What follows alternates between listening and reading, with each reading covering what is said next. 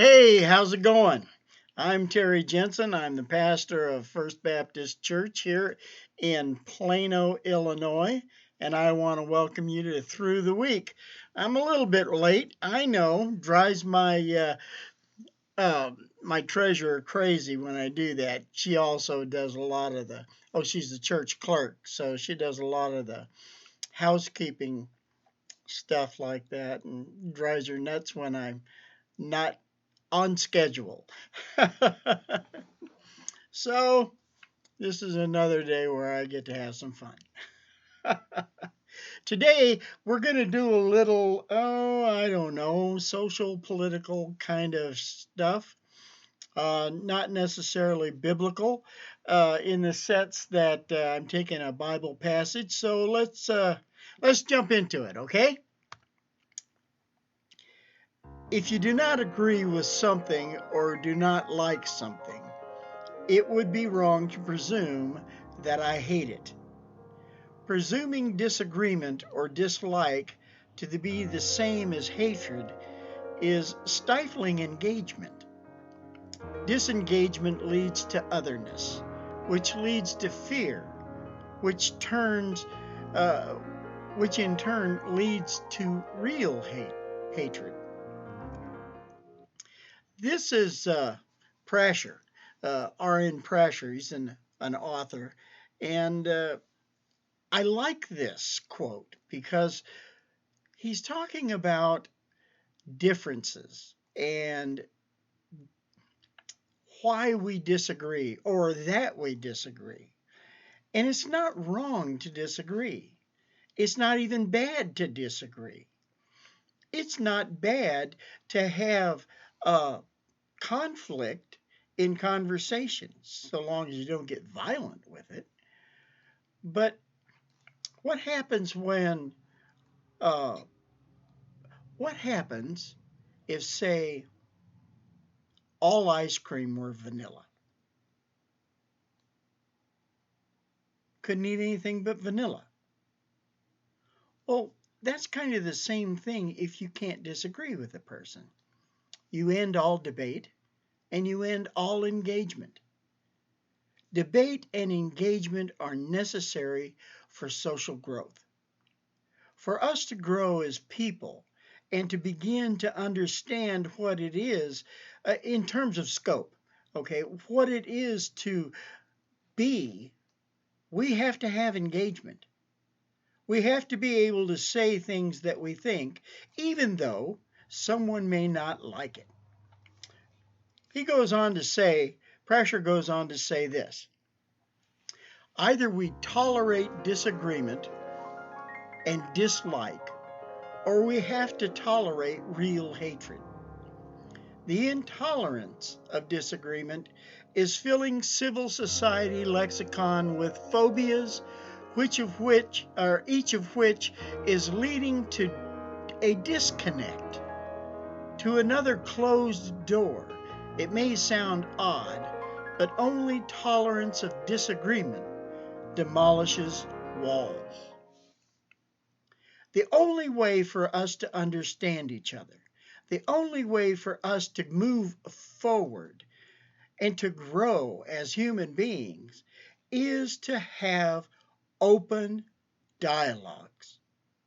One of the things that's happening one of the things that's happening right now with the Black Lives Matter movement, and I agree with the movement. I believe that Black lives matter. I don't believe that it's at the price of all other people being what? Not mattering. Now, I know that this movement isn't about that. I know this.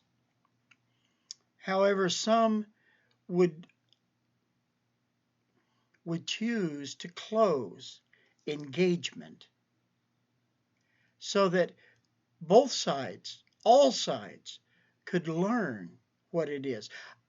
I think that Black Lives Matter is going to ultimately culminate in our understanding that it isn't about the negation of some other culturalistic thing, say like Southern culture, just eradicating it.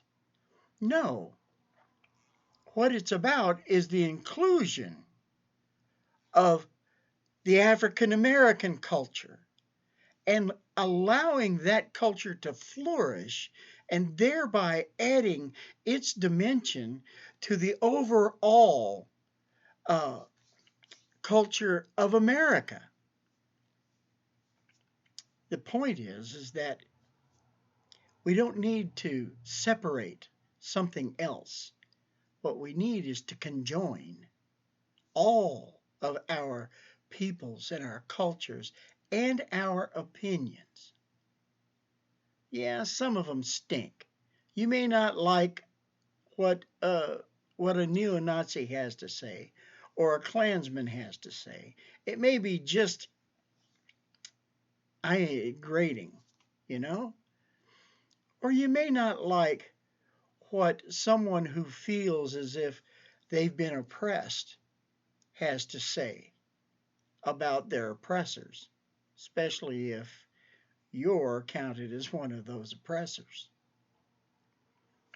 But we have to have dialogue and we have to tolerate disagreement. Pressure goes on to say this: doors and windows open or closed presume that there exists a wall created by intolerance. And doors and windows, if they exist, are closed too easily at the slightest pretext. The slightest pretext. Closing doors, closing windows, building walls, walls of intolerance.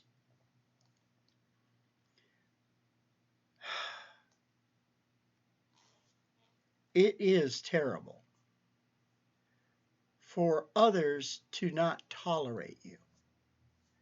And especially in a society that thinks of itself as being tolerant, as being open minded. Americans think that we're just, the cat's meow, man.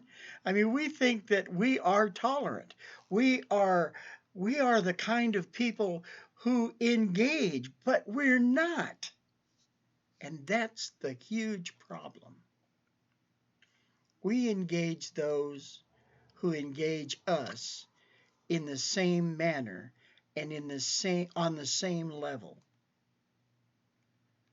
What needs to happen is real tolerance, the kind of tolerance that views all aspects of human society. I don't want to see less of my black brothers and sisters. I want to see more. I want to see them be successful. I want their lives to be just exactly what they should be, according to the plan of God. And I want to learn from them.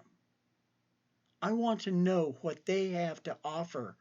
I want to understand that greatness.